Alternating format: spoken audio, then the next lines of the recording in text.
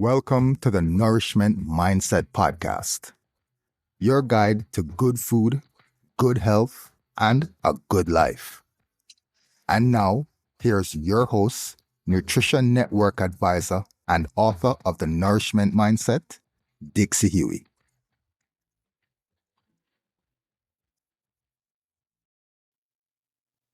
Welcome to or back to the Nourishment Mindset Podcast, where we are on a metabolic mission to help you achieve vitality and reverse chronic lifestyle conditions using real whole foods, straight talk, and the pleasures of the table. Today's episode is a replay of an interview that I did with a wonderful gentleman named Joey Pinz. His podcast is called Discipline Conversations. So if you don't know it, check it out. I love all of his episodes. This gentleman, fun fact, reversed his own metabolic disease, lost a massive amount of weight, and became physically and mentally healthier. So it was such a fun conversation with Joey, and I invite you to listen up and let me know what you think. Dixie Huey. Oh, God, I love talking to Dixie. What a great conversation. She wrote The Nourishment Mindset. So she's an author. Interesting, fascinating background. She was a ballerina and she became bulimic. And if I told you the number of laxatives she took in a day and a year, would that surprise you? If it was 4 figures, would that surprise you? Great energy in Dixie. She spent a lot of time in France. We talk about how nutrition is dealt in Europe versus here. The laws there are a lot more stricter, on what they can put in ingredients and labels and etc. But it's a great conversation. Do you like the word snack? I can tell you one thing, Dixie does not. I think I opened with that, if I'm not mistaken. We don't lose weight to get healthy. We get healthy and then we lose weight. Just changing the mindset of getting health. Why would one pee on their food, by the way, they don't want to eat? I asked Dixie that as well. It's in her book. But it's a great conversation with Dixie, full of energy. Love her energy. She's got great emotion, great impact, so honest, so compelling, contagious for us. Thanks for listening. Hi, I'm Joey Pinz. People ask me, how did I lose 130 pounds? The quick answer is always discipline. I started my business, wasn't paying attention to my health, was eating too much, drinking too much sweets. My daughter was born. Next thing I know, I'm pre-diabetic, hypertension. I knew something had to change. Discipline. I, like many of you, have faced many challenges in your career, in your family, in your life, your faith. How did you attack them? How did you approach them? How did you solve them, hopefully? It all had to have some degree of discipline. I'm also asked, how did you found and start a tech business that lasted over 25 years? Discipline. I was committed to it, enjoyed technology, didn't enjoy some aspects of it, but knew it was necessary. Discipline. Our podcast mission, how do we use discipline to better ourselves and society? Join me, please, as I talk to interesting people and discuss how they use discipline in their family and their passion and their careers and how it helped them. Our podcast vision, growth through learning from others. Joey Pinz Discipline Conversations. It'll be light and serious. Join us, please. Thank you for consideration. For a while, Dixie Huey, thank you so much for your time this morning. I'm very, very excited to talk to you. What's wrong with the word snack? Dare I say everything? Go on. Snack, oh boy, this might turn into a soapbox. Snack is, I believe, made up by food marketers. I mean, where in evolution does one along the way stop to have a nibble en route to XYZ? It is purely food marketing BS. Old school, 3 meals a day or not. Do we even need 3 meals a day? It depends. But this idea of snacking and constant fueling, all this does is keep, we all like to talk about our blood sugar. All it does is keep blood sugar elevated. But more important than that, This is chronic insulin elevation. And this is what creates metabolic disease. So snacking is no bueno.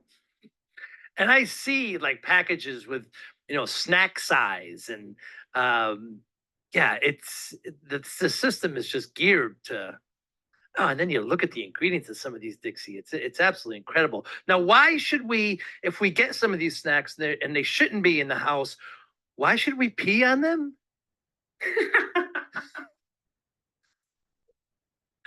Oh boy, you've been doing a little reading. So that is, to just get right into it, that's like an eating disorder chick thing, right? Because people with eating disorders do strange things like eat out of the trash can of food that they've thrown away.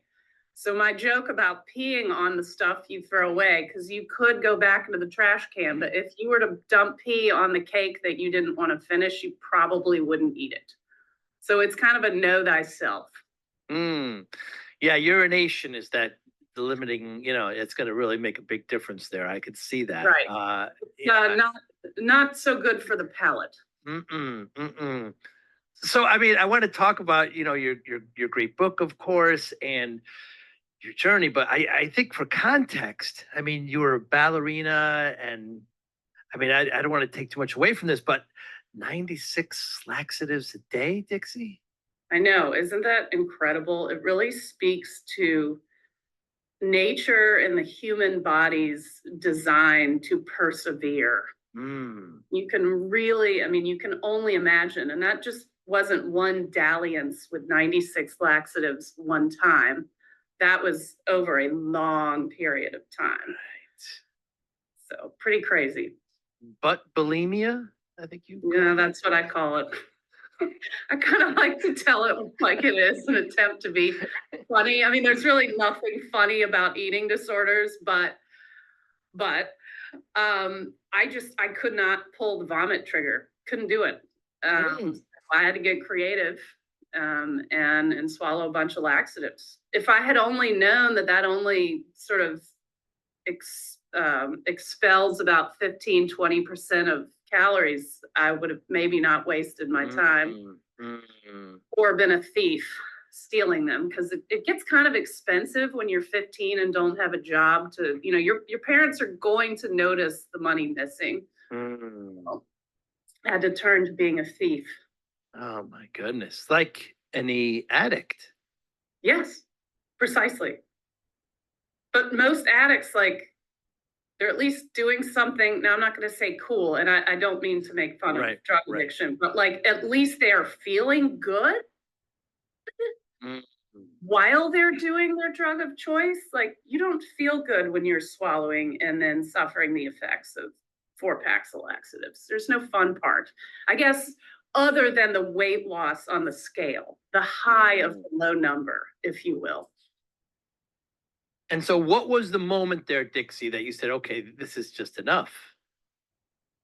You would think it was like the umpteenth time that I woke up on the floor from passing out due to dehydration. What happened, it was actually someone else. There was a woman, I had been invited to live with this prima ballerina that I greatly admired. And she chose 4 of us, I believe, to come and stay with her and study intently out in the middle of nowhere in West Virginia, of all places. And about 3 days in, she noticed that I was eating basically like lettuce with mustard and sometimes eating other things. And then, there are sounds when you have butt bulimia, notably a lot of flushing sounds. So she figured it out pretty quickly. And she said, I will send you home. You must eat what I eat. And I don't want to hear any more toilet flushing in the wee hours of the night repeatedly. So she was on to me, and she didn't mince words. So I actually had to eat what she ate, and I had to follow her rules, because the worst thing for me at that time as a dancer would be to be sent home from this invite only experience. So what happened is, a little bit more slowly over time, I just started to not feel like shit. And I liked that. So that, it's not to say that I never went back or had some relapses, but that effectively ended it. I guess that's a good way of doing it, isn't it? I mean, excuse me. And the other girls didn't have that issue as well. No, they did not. They were what we would call unicorns. Mm, Some people just have that body. right. That's the best type of person to be pursuing that field. When you don't have the body, but you have the passion and some of the talent, you're in trouble. It's not a very forgiving field. And do you miss it now, even though it was years ago? It's funny, I get asked that a lot, and for years, no, I would say I did not miss it. And about 5 years ago, when my family and I moved to Florida, and we moved to a place that's known for a lot of retirees. Yes. So the joke here is Marco Midnight, and Marco Midnight is 9 p.m. So my husband and I were out at a nice Italian restaurant, and they had a DJ, and no one was dancing because it was Marco Midnight, and I was just out there dancing by myself, and he was sitting at the bar just like, oh man, I picked a strange one. And at that point, I decided that I would go start taking Zumba classes, which I used to make fun of. So I started fast forward taking Zumba, teaching Zumba, and then I started teaching bar. So there's no twirling or anything in ballet bar, but I've gotten back into it, which is really cool. So I have some of that feeling, and I reserve the right to go take a ballet class. I think that will happen at some point. You reserve the right. Good for you. Good for you. When I see those dancers, I mean, I think of the discipline, and I think of, Yes. why don't you like willpower? I think willpower Word. fine, Yeah. but as Jocko Willink says, that's not going to be there every day when you wake up. It's discipline that's what gets you there. And I frankly work with people who are struggling metabolically, and it's not uncommon for me to hear someone say, rather, I've lost my motivation. And I am much more empathetic professionally than I am personally, because what I really want to say is, F your motivation, let's bring in some discipline. Because frankly, I'm not always motivated either. Right. There's not divine motivation, I don't think. I don't know. I've never felt it, but I have felt divine discipline. Yeah. We don't lose weight to get healthy. We get healthy and lose weight. I love that one. That is not my quote. I know. That was a professor in the program that I did, the Nutrition Network Advisor program out of South Africa. And one of our professors said that, and it just stopped me in my tracks, because I thought, what? All right, this guy is good. This makes a lot of sense, but I really had to sit with it. And if you look at what's happening physiologically, we think, oh, okay, I'll lose weight and then I'll be healthier, because I'll be X amount of pounds lighter. But what's going on under the hood? We don't know. There's a term called TOFI, thin on the outside, fat on the inside. You can be super thin and terribly metabolically sick. And so what happens to a lot of people who have excess, and I try to be kind and call it excess energy. And at times, hey, I have a little excess energy. That is stored energy, but basically it's locked up, right? Because what's happening anytime we have all this excess stored energy, we have really high insulin levels throughout the body. And when you have high insulin levels, it's damn near impossible to lose weight. So that's what I love about the low carb lifestyle, is that this gets to the root cause, which is really high insulin levels. And so if we can bring our insulin levels down and, quote, get healthy, then we will lose the weight. It's sort of unlocking the door to that excess stored energy, AKA poundage. Yeah, I know. I heard you talk about how you were training triathlons or triathletes, excuse me, and many of them would gain weight because many of us, I did some triathlons as well. Is that, well, I'm working so hard, I get to eat the extra donuts. I get to slide on the calories, but they could still gain weight. Oh, I saw it all the time as a triathlon coach. Marathon. I mean, think about it. Go watch a marathon. I mean, how boring. Yeah. But show up for the finish line with a mimosa or something. There's a lot of very heavy people crossing that finish line, and God love them. I mean, that's incredible. But I just think of joints and so yes, exercise can be a trap. And I love exercise, but exercise is frankly a poor way to lose weight. And the thing with the triathlon, I don't often say this. I would love to go back in time because what did I do as a triathlete? I pounded Gatorade, goo, energy drinks. I mean, just sugar, more sugar in a race than I would have in a month now. Sad. Ridiculous. Yeah. You and I share also too. You're a big advocate on eggs. Oh yes. I mean, we were taught eggs, cholesterol, terrible, but I mean, I have eggs almost every day. Yeah, you do. And look how vital you are. Oh my goodness. Drop dead. They're going to clog your arteries, all that cholesterol in those eggs. This is so ridiculous. We are all born from an egg, by the way. Touche. Also, eggs, I mean, look at the nutrient profile. Like, what in there would I not want? And what is this crap about throwing out the yolk? The white has the protein, the yolk has all the rest of the nutrients. It's incredible. It's the most cost-effective source of nutrients there is. Toss out the synthetic vitamins with all the fillers and stuff that you find in paint and eat eggs. They're magical. And here's the other funny part. Dietary cholesterol and blood serum cholesterol are not the same thing. So the whole premise is ridiculous. And I won't go too far on my cholesterol thing because the train may never come back to the station.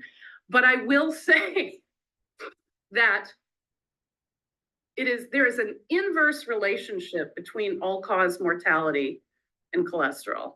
The higher your cholesterol, the longer you live. So all this stuff where we're trying to lower cholesterol, scary.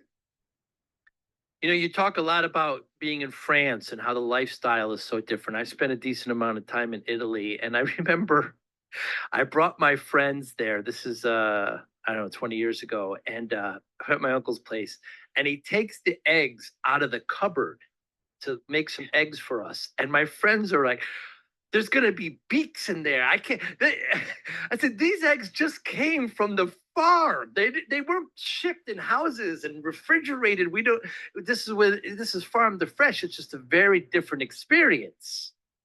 Yeah, totally grody, right? Those unrefrigerated eggs. Eggs, yes. What's really cool about basically anywhere in Europe, even if you go into like a big old box store, which I don't necessarily advocate, but sometimes when I'm in France, I need things like a vacuum cleaner or something, so you go into the Carrefour. But the reason that the eggs are just fine, and by the way, healthier, is a very simple thing. And they're not washed. Shockingly, nature has it all figured out. There's a protective coating on unwashed eggs. They're fine. So when I buy farm fresh eggs from a farm here in Florida, they're not washed either, and they can sit on my counter. They do advocate washing them before you want to refrigerate them because I buy in a huge bulk, but nature has this figured out. It's we humans who screw it up, always. We certainly do. I'm in Florida as well. I'm on the West Coast, and there's a couple farms here, and I get the eggs, that's the honest, right? Where you just kind of put the money in the slot and the eggs are in the bin, and I bring them back, and there's like feathers still on some of the eggs. And I like to cook, and I said, what's wrong with those eggs, Joe? I said, well, don't worry about it, man. They're fresh. This is what they're supposed to look like. And yeah, you're not eating the feather. That's on the right. shell. If it's inside the egg, we may have a We'll problem. have a different conversation. Yeah. And just again, if we go back to Europe, I have a lot of experience in Italy, how, you know, American, especially Italian Americans, think that, you know, it's this huge pasta. I mean, Italians eat about this much, a handful of pasta on Sunday. I mean, everything else is greens. There's a lot of fish.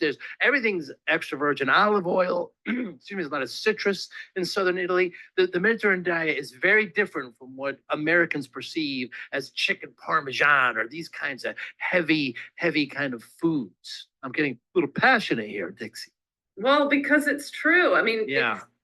anytime we in America have imported another culture, and I don't mean people, I mean our version of Italian food, it's not, it ain't quite right, as we Southerners say. So, you know, there is no head-sized bowl of pasta unless the whole table is sharing it. That could happen at a Sunday lunch that goes on for 4 hours. Ditto with Chinese food. You know, our version is ridiculous. Yes. So and hey, I love America. This is not an anti-America message. It just, I do have to laugh at us because to get, you know, you mentioned snacking first thing. There's the snacking in Europe. Come on. Yeah. Another thing about they do over there, and again, this isn't, I've been born here and I love the country, but they walk everywhere, Dixie. Yes. It's so nice. After a nice meal of 3 or 4 hours, and I know that sounds ridiculous, but you're doing a lot of talking and a lot of, you know, and a lot of discussion, and there's passion, of course, and there's slamming of fists. Yeah. But they walk afterwards. You know, I remember distinctly, I'm the oldest son, so I have, you know, I get certain rights. I'm at the head of the table sometimes. And, you know, when they ask me how often do I work, you know, and I say 40, 45 hours, you know, a week, they slam their fist down. That's why you have gray in your hair. What are you doing? There's nothing that needs that much time. What's the matter with you, you know, over there? And it's just very different. It is. And that's one of my favorite things. I think the Italians do it best is the evening stroll. You're in a town in Italy and all the generations. They're all out. They're out and everyone is communal. And I mean, it gives me goosebumps. It does. It's freaking 80 degrees here. I shouldn't have goosebumps, but it's just, it's those little things that they add up over time and that becomes your health and more importantly, your vitality. Those little. And you even see it in the cities too. You see, you know, girls always walking arm in arm, and you know, guys, and you just people just generally they just walk, and it's just the mixing of exercise, even walking. I mean, you're moving your body. What's your feelings on intermittent fasting? You mentioned less than 3 meals a day. I love intermittent fasting, but just as we have said, you know, only a human mammal would screw this up, right? It kind of reminds me of yoga. You know, what do I think of yoga? Well, I teach yoga. I love yoga. I think it's wonderful, but only in America would yoga become competitive, right? And that's what I think of intermittent fasting. So in general, 12 hours, please. We do not need to be eating every few hours. We have already talked about spiking insulin and keeping it high. That's just a digestive break. That's called normal. So everyone should be able to do 12 hours. Now, there may be your exception. Someone's on a medication. That's not what I'm talking about. I'm talking about your standard person. So 12 hours for sure. Now, maybe you can get some benefit for going longer. But as soon as your physiological hunger cues chime in, they are there for a reason. I always say, harmonize with your hormones. Why would I want to piss off my brain? You know, ghrelin, that's the hormone that's saying you need to eat. Me trying to suppress that so I can get to 15 or 18 or whatever competitive, whatever Jennifer Aniston does or my neighbor or my trainer said I should do, no. You know, we don't need to have this like set thing. I think it's good to have discipline, right? And guidelines, but we also need to, as hippy dippy as it sounds, listen to our body. So where I see people misapplying intermittent fasting is ignoring the hunger cues. And then guess what? Cravings. Duh. Because your brain has just put ghrelin, the hunger hormone, into 5th gear. And now what? That's not harmonizing with your hormones. And as a middle-aged woman, this is more important than ever. Because as my best friend and OBGYN said to me once when we were talking about perimenopause, her name is Dr. Elizabeth Moran, she's out of Charlotte, North Carolina. She said, "Do you want to know something fun, dear?" What's that? She said, "Well, most mammals, once they're done with menstruation and the ability to bear children, they die. We're one of the only ones that doesn't just curl up and die." I was like, oh, that is so uplifting. Thank you. That's what separates us. Good to know. I mean, there's no, as she said, there's no biological need for us. Right. Men can continue on. Interesting. Women. So hence, it's not to be a downer. We must really harmonize with our hormones. And so if you take the intermittent fasting too far, you might just be creating a hot mess. Yeah, I've been doing it for years, and Awesome. just don't need to eat that much. I mean, the term breakfast is breaking the fast, right? You sleeping, you don't need to eat. And 2 meals a day is just fine. Sure, on the weekends might have a little bit more. I like what you say about, instead of having, that granola bar or something, indulge with a glass of wine or something. I mean, is it really worth that, that kind of what you call drive-by eating, right? Those kind of snacks, with another term that you love, is it really worth it? They put sugar in ketchup. Ketchup's got 70%. I like my sugar with my sugar. You know what I mean? I'm going to have a nice croissant or I don't know, something that's going to be a cannoli or something that's going to be worth it. If I'm going to use all these calories, let's make it worth it and slow down and eat it a bit. I don't really have a question formatted there, but what's your I'm all about what I call mindful indulgence. I don't even know if I coined that term for myself, or maybe I stole it from someone. I don't know, honestly, but I'm not sure that that's even in my book. But mindful indulgence, we are here to enjoy, and yes, discipline most of the time, but sometimes it's your anniversary, it's your kid's birthday. I mean, we can't come up with the mindful indulgence every day, mind you, but there are times when we should just enjoy. Yeah. But it's all in the head, right? Well, I was good all week, so I'm going to take down this piece of cake the size of my book. No, have a few bites, enjoy, talk, connect with humanity. The size desserts that we serve, again, that's ridiculous. No one needs that, and it makes you and keeps you sick. So it's just, if we all just sort of settle down, simmer down, study the Europeans, there's no French paradox. That's ridiculous. Interesting. It's not a paradox, it's a lifestyle, right? Ditto Italy, ditto many places in Europe. Now, as soon as they import our ways and our behavior, yes, they have our metabolic disease. It's the same thing you see with immigrants into our country. Usually the first generation is fine. I have a North African gentleman that I work with. He says, "I don't get it. My mother lives with me. We eat the same. Why is she fine? Why am I sick?" I'm thinking, well, you're second generation immigrant. That's the deal. She's maintained more of her traditional ways. You became more Americanized.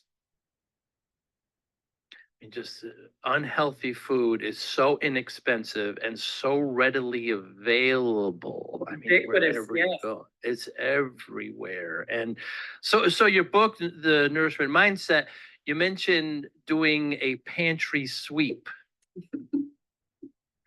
I love doing those with clients. It's just, you gotta make it fun, right? Yeah. I think health coaches are about as fun as dentists in general. And I can make fun of dentists because I have a brother who's a dentist. But the pantry sweep is great. You get like a big old garbage bag and you just take everything that has a bunch of ingredients and say au revoir. And this is the first step to improved health, because if we've all been taught to look at the macros, how many grams of fat, evil fat, how much cholesterol, how many calories, oh, the calories. We're looking at the wrong thing. And if you look at a label from the 80s and you look at a label today, it's magnifying glass size to show us the calories, fat grams, all this BS, frankly.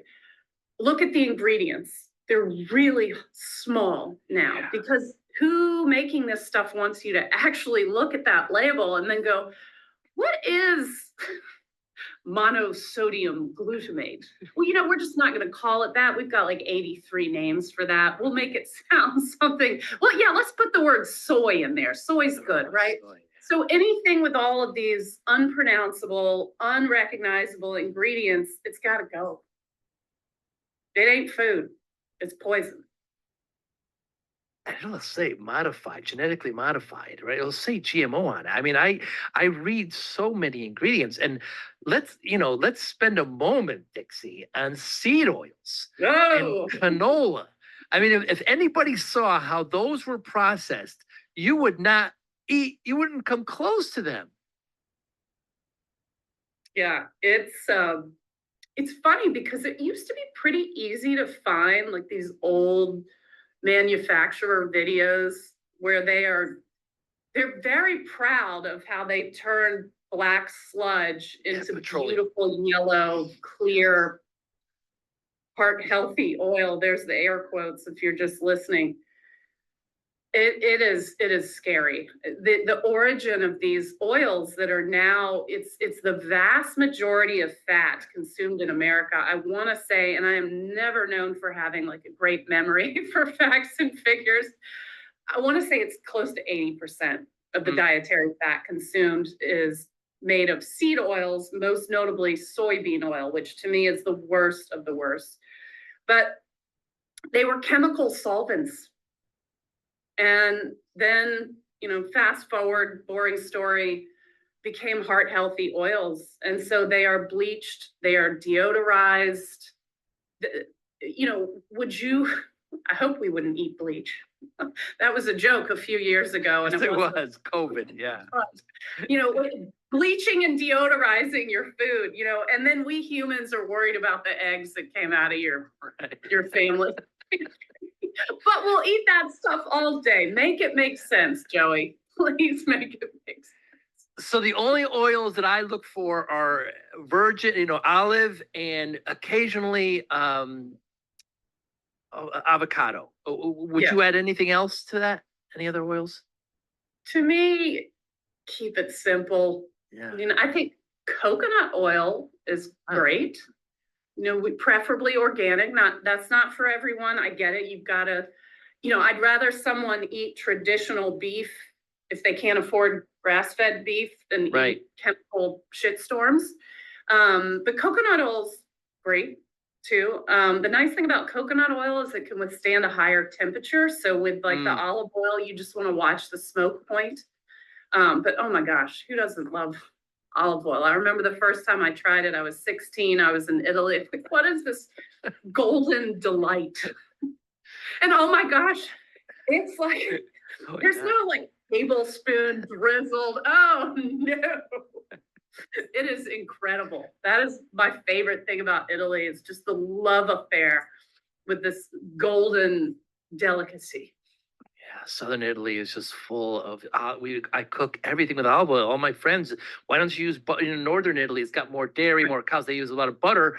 I just use olive oil in everything. And sometimes I'll be with friends at restaurants, and they'll say, "Well, I'm going to be healthy. I'm going to eat a salad," and the salad's got cheese in it, and it's got the seed oil dressings. I mean, at the very least, a hamburger and fries may be less calories than what that big salad has. So I guess my advice for that was just, if you're going to do that, maybe just do the olive oil and vinegar where you're going to mix it yourself. It's because the dressing has got everything. Dressing, you might take a salad that has some good nutrients on it and then cover it with industrial sludge. Yes. Why? But people don't know. And worse than that is that the American Heart Association brands these things as heart healthy. But Right. most people don't know that the American Heart Association was founded by a certain company that rhymes with doctor and ramble. Ah, I'll take a And moment to figure that out. right. It's amazing to me. It's just these simple things. It just I was just at a store yesterday, and I think I'm the only one looking at ingredients. I don't know. And I'm getting older. I can't see as well. So but it's just, I want, like, I know. I almost want to take a picture of it, and I could magnify it on my phone. But then I'll just look like some kind of creep. But the thing is, that can I have less than 10 ingredients and sorghum gum and all these stuffs that it's just trying to really, really bring it back, because what we put in our body, what are the food is medicine. So what do you want the reader to walk away with when reading Nourishment Mindset, Dixie? My dream would be to read that and feel inspired to nourish oneself. Really. I mean, I spent so many years depleting myself. And then after I, quote, recovered from an eating disorder, I was still just doing the calorie math all day long, every day. It was a mentality of restriction and a mentality of a tightrope, right? So you're on this tightrope, calories in, calories out. Oh my goodness, need to run extra mile tomorrow. Never mind that my Achilles tendon's on fire, run anyway. We are not mathematical equations. The human body is fascinating. We can, if you go and do a huge workout, your body is actually, and I'm not saying don't do a huge workout, but your body's going to try to burn less energy throughout the day. So someone who does a huge workout and then sits at a desk all day, it depends. Everyone's got to find what works for them. But the point of that is your body will up and down regulate your metabolic rate. And there are a myriad of factors that can contribute to that. So we are all more complex. We do not need to count calories. Now, that being said, say that's helpful for someone and they're in great metabolic health, excellent. But I counted calories from 10 to about 36. So I have a good quarter century of calorie counting. Wow. And I don't lift it. As do I, just built in. I just round numbers because, when I was trying to lose the weight, I paid extra attention as to what, like the difference between a bagel and a donut. The donut has a lot less calories, right? No, Bagel, it's so dense. Yeah, it's like 300. Forget about it. You putting cream cheese on that, and there's just some things that are just a lot of calories. But I just try to round figure, and so the three pillars that nutrition, right? Of course, exercise, and then sleep. You're a big advocate. Oh, yeah. People underestimate sleep. Sleep is so boring. I joke around with people all the time. They want to know, what can I do to get the scale moving again? And I'm like, well, let's talk about sleep. No one wants to talk about it, right? I'd say number one priority for metabolic healing should be sleep. We're conditioned to go to the gym and, quote, burn calories or run off calories. That's great for you, but you're actually breaking your body down when you're doing that. And then you're strengthening as you repair. And when do we repair? Boring sleep. Sleep is critical. And when we're not sleeping well, this raises cortisol, which raises blood sugar, which raises insulin. Show me someone with a ton of weight to lose who's metabolically unhealthy, or even a moderate amount of weight. And I'm not usually a betting lady, but I'm gonna bet the farm that their sleep sucks. Yeah, because when we're sleeping, our body's recovering, it's healing. We're not adding calories. I mean, our mind is resetting. It's one of the easiest and inexpensive things to do. Yeah, I think it's free. I mean, you gotta invest sure. the sleeping vessel. Same thing with breathing. You're into yoga and just breathing correctly. Is this the meditation? Do you meditate and journal? Where are you with that, Dixie? I am not a journaler, which is funny because I love to write. Mm. But I just told a lie. About twice a year, I will make entries in 2 journals. One is one that I started when my kid was in the NICU. He's now 10. So I write him entries, if you will. It used to be every month. It's probably every 6 months now. So that's a form of journaling, just what's going on in our lives. Yeah. I think fun to peel back when, he has a birthday or something. And then I have one that I keep that's more for myself. So I guess I do. It's just like a twice a year habit, right? It's like the annual house clean out and purge. Us former bulimics love purging. And that's the only healthy purge. But yes, meditate. Yes, I meditated this morning. I, for years, resisted meditating because I'm hyper, I'm Tigger. I resisted the thing I needed most. And it's because I knew I couldn't be still. I knew I wouldn't be able to free my mind of thoughts. It was actually a therapist who told me, well, why don't you try walking meditation? Or why don't you just try sitting still for 3 minutes? It doesn't have to be this thing. It doesn't have to be this production. We don't nourish ourselves at a table. We don't have to be Julia Child. I mean, God love her. You can set a simple, many of the evening meals in Europe are very simple. Yeah. So the meditation can be very simple too. I mean, we don't even have to call it that. We can just do what rednecks do. Just sit on the porch, rock in the chair. Redneck meditation. Nothing wrong with that. I do. And it's taken me a while to get where I am. And it was a little woo in the beginning, right? Okay. And it's, and it was, I had it assisted, now I'm unassisted, but I just closed my eyes for a little while. I mean, people, Right. I mean, come on. We talked about being free. I mean, I also I like to kind of ground my feet a little bit. I know that sounds woo too. I like to go outside and just be in the grass with my feet and kind of walk around a bit and keep my eyes closed and think. And I don't know, 5-10 minutes. I mean, what's the worst that's going to happen? I get looked at. I don't know. I find it refreshing and we move on. Yep. I do that a lot most days. And I did get something in my foot.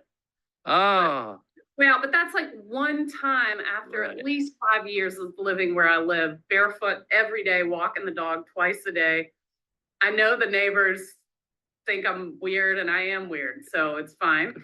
But I love it. We need to ground. We need to, this is why if we all think of how great it is to walk on a beach, just how awesome it feels to put your feet in the sand and walk on the beach. That's grounding with the earth. It's electron exchange. These shoes and indoor environments, we don't get any of that. We're meant to ground with the earth. And it's, to me, we talked about sleep. The thing, we know not to consume blue light before bed. We should know not to eat before bed, despite food marketers recently coming out with a cereal. I don't know the name of it, and I wouldn't want anyone to get sued, but it's basically a cereal marketed for a pre-bed meal. I mean, come on. We know these things, right? That doesn't make any sense. You cannot rest and digest at the same time. But what no one talks about is the first key to a good night's sleep is what you just said. Get outside and ground with morning light. Just take in the sun. And I realized not too long ago that I had some tweaks I could make. I'm pretty much blind. So I either have on contacts or glasses. I need to take off my glasses with their fancy turn into sunglasses transitions and actually look with my naked eye at the sunrise. Nice.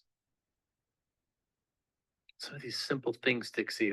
You mentioned cereal. Boy, that cereal aisle, when you get any cereal and look at those ingredients, we talked about salad dressings before. I mean, every once in a while you'll see a salad dressing that has olive oil, but then they're adding, the corn sugar, the corn syrup and that ranch dressing, the most popular one. I forget the manufacturer. It's not actually food. They can't say it's food. It's so processed. And cereal, yeah, and cereal. I haven't eaten cereal, and I don't know. You just look at that, the ingredients in there, and and then it's very, very frustrating. Once you're a bulimic, are you always a bulimic? Is it like alcoholism? I don't think so. You don't have tendencies. You don't. Maybe some people do. I do not. I would say I know that I relapsed for a little while in college.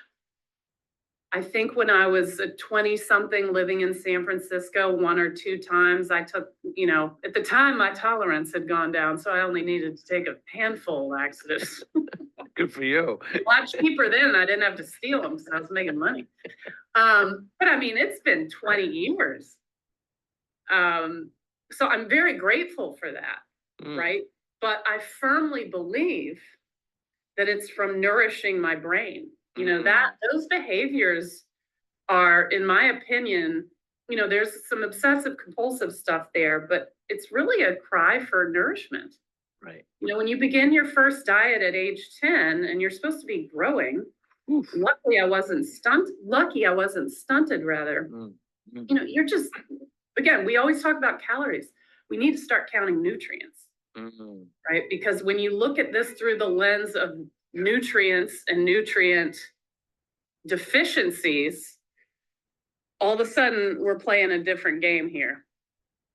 And that's where we really need to be looking. That's why you and I talked about looking at the ingredients label over the calorie label. And just to get back to the cereal to me is a lot like seed oils. Folks can look up extrusion. Think of the shapes of cereal. Like, that's obviously not found in nature. Look up what is done to the nutrients to make those shapes. That should be the end of your love affair with cereal. Yeah, I remember hearing once, even you talked about the difference between the 70s and 80s and now. Even like Coca-Cola, when that was first kind of introduced, they were like little 8-ounce bottles, there were, and now there's these big gulps that are 60, 70 ounces. And nowhere is that flavor found, by the way. But, I have a cocktail, I have a little Coke. The 80-20 rule, 80% of the time we're doing well and 20% you fall. I mean, you just got to stay healthy and do your best.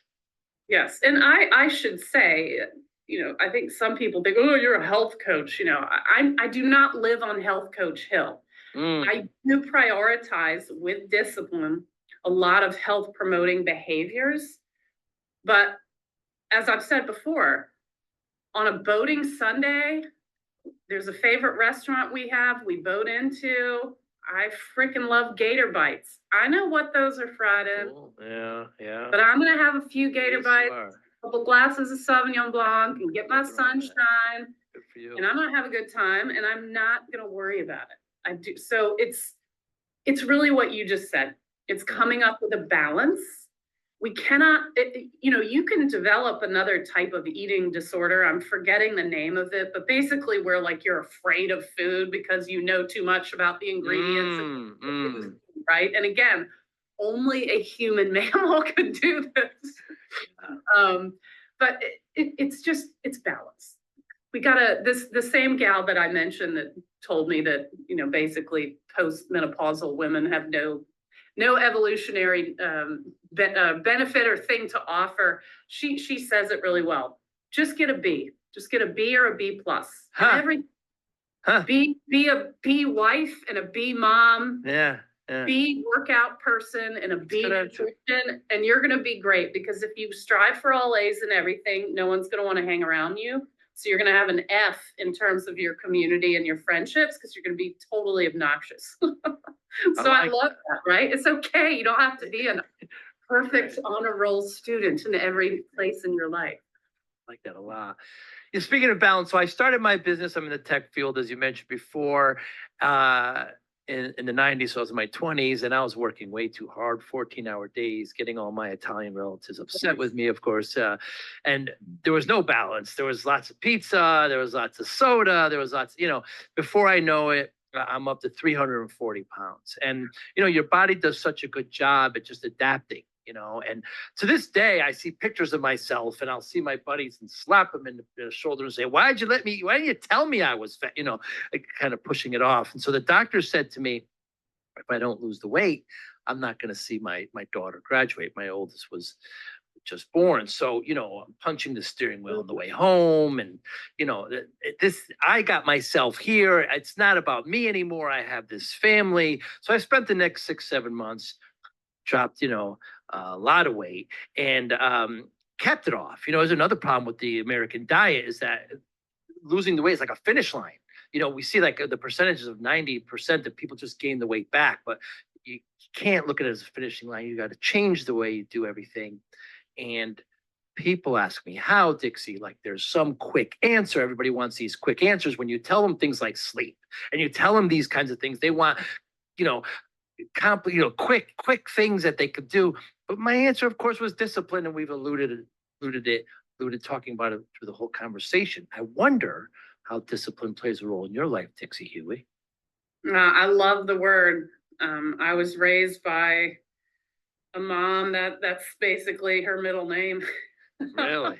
So whether I wanted to be disciplined or not, it was required, and I'm thankful for that. To dance and to get on your toes and hop around on one foot. That's all discipline. To study and do well in school and obtain degrees. That's all boils down to discipline. We all have some talents and some weaknesses, but discipline can be the difference between achieving your dreams and not. And so again, it's what you mentioned, the 80-20 thing, whatever it is, figure out the framework. The French call it a cadre. So they have a cadre for child rearing.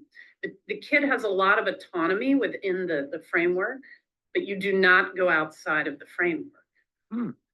French kids are very well behaved. They are not crazy and they are not drugged with all the food that we, do to our kids unknowingly, usually. So for me, what that boils down to is, what is my framework? My framework, most days, 80 to 90% of the days, let's call it 6 out of 7 days, I need to go to bed. I need to be in the bed by 10 o'clock. I want to be up with the sunrise. I want to do that grounding. I want to do some breath work, some yoga.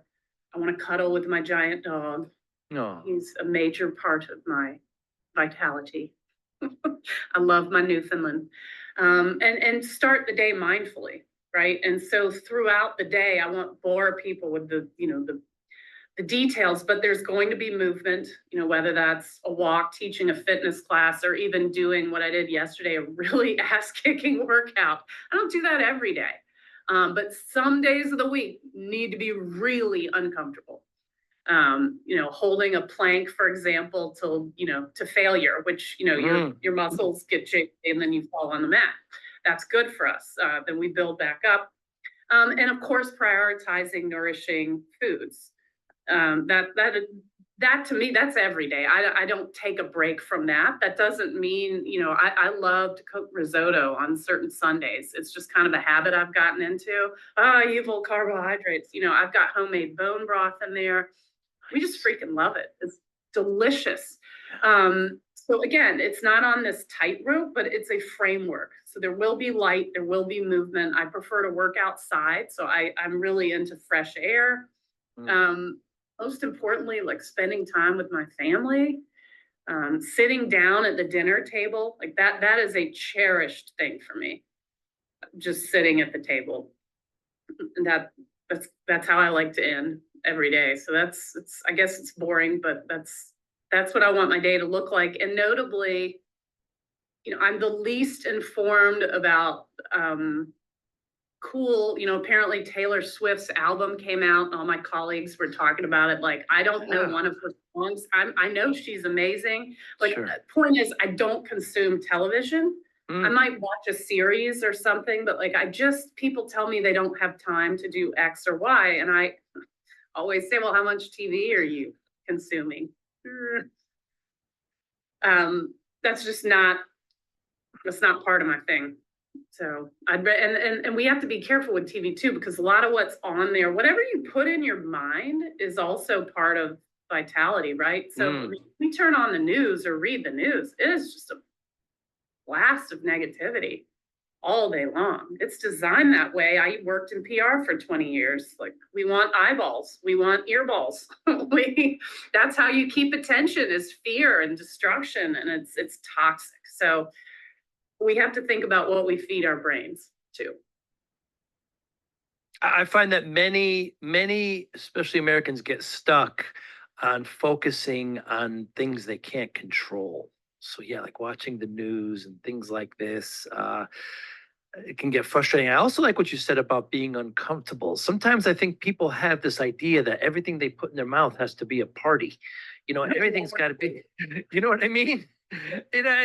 You can have spinach, you can have, stuff that's not sweet and not, that's healthy. It still tastes really good if you ask me, but I don't know, just the mentality needs to shift a little bit. And I have this ongoing thesis, Dixie, that discipline is a spectrum of about 10 elements. And one of those elements is willpower. And it's interesting how, you talk about how, it's tough to derive that, and it's not always there. We'd rather have discipline. But I just want to mention that when you mentioned that before, I have this ongoing theory about that. And I'll be happy to share about more of that with you later if you'd like, offline. Please teach me. This sounds great. I believe so much in spectrums. It's usually not black or white. It's usually some part of the spectrum of gray. Yeah, it's very true, because I have two daughters. One's very much an artist, and her life is full of gray. And then the other is a biologist. She studies virology, and everything is black and white with that young lady. And there's yes and no answers, and she's math and she's science, but of course there's other areas where she's not. But it's amazing to me how they can just both be right. What motivates you, Dixie Huey? I should be able to answer that, Joey. Only you can.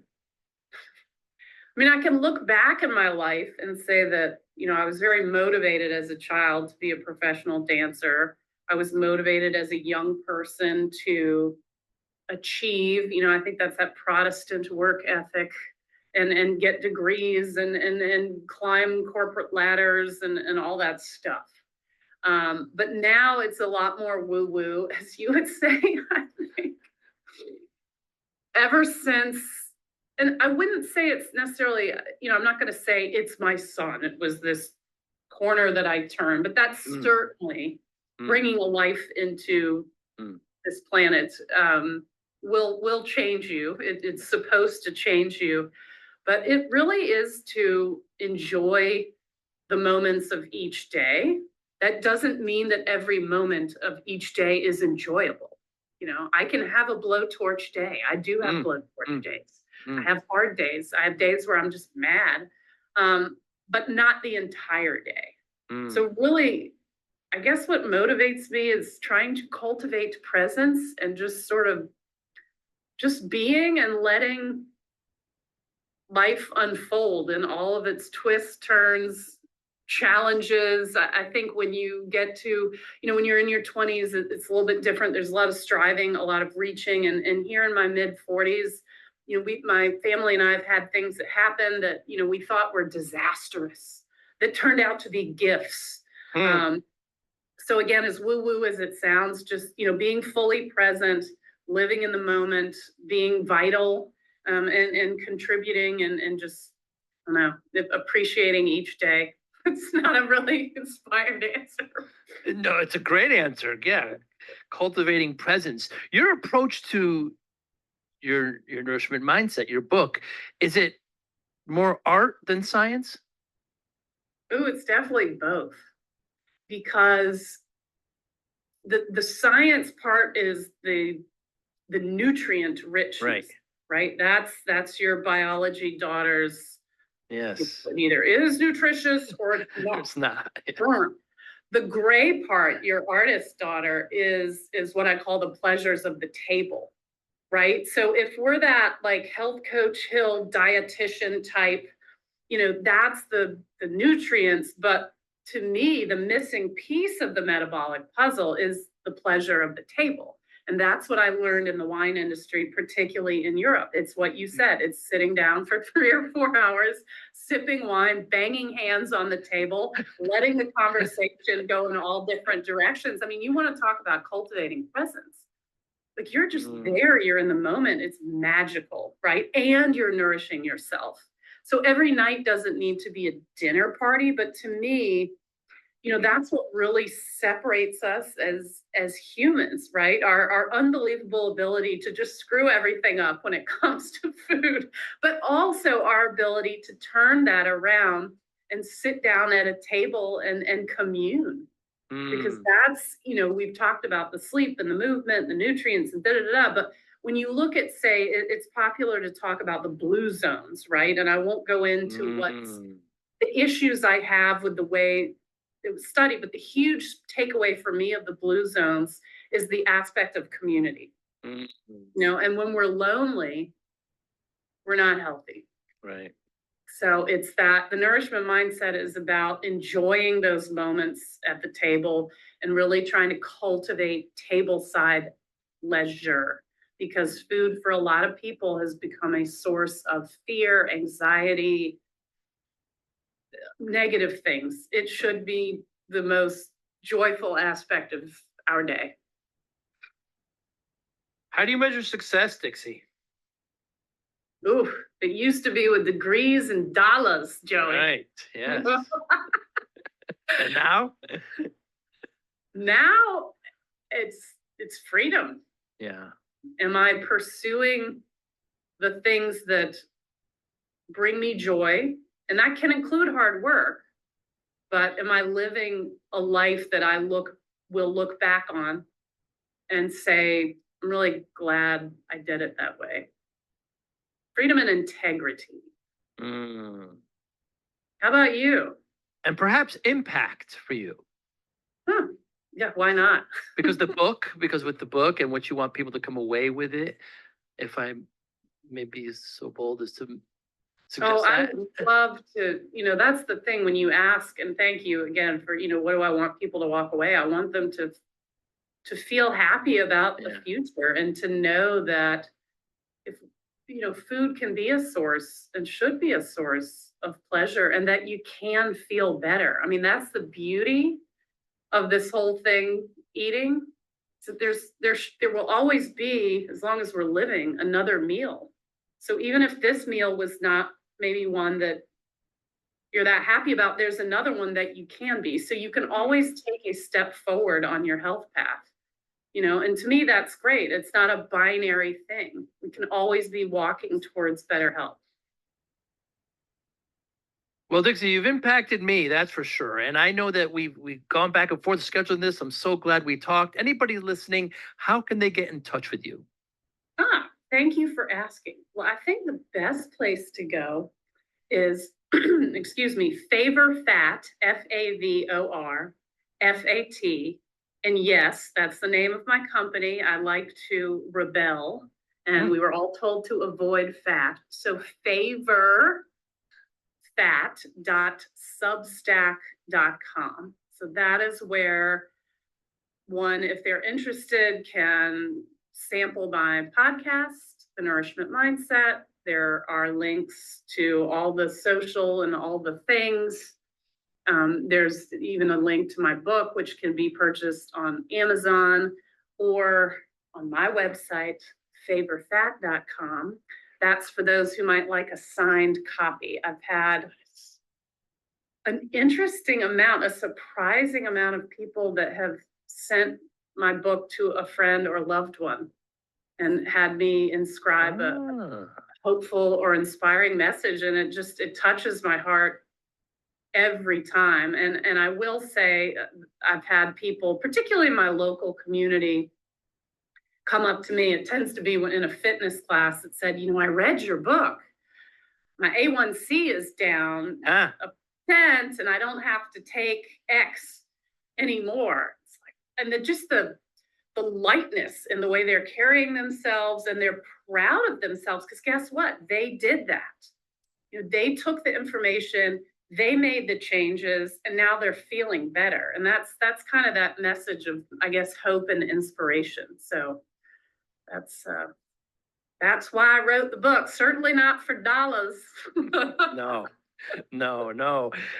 We'll make sure to put your website up. You've got Instagram, you've got YouTube, the Amazon link, Substack, and I really appreciate it. When I'm down in your neck of the woods there, perhaps we'll all get a cup of tea together. I love that. Or a glass of Italian something. Even better. Even better. You be well, Dixie. Au revoir. Au revoir. Santé. Thank you for listening and or viewing Joey Pinz Discipline Conversations. Please share this episode with one or two of your friends who you think may benefit from the episode. Our website, www.joeypinz.com. Well, y'all, that's a wrap on episode number 59 of the Nourishment Mindset podcast. If you haven't yet subscribed, go to favorfat.substack.com. If you have a question you'd like to send me, you can find me on Instagram at Nourishment Mindset, or hop on over to my website, favorfat.com, and you'll find all the ways to contact me, email, etc. Hope you have a wonderfully nourished couple of weeks. See you soon. Santé.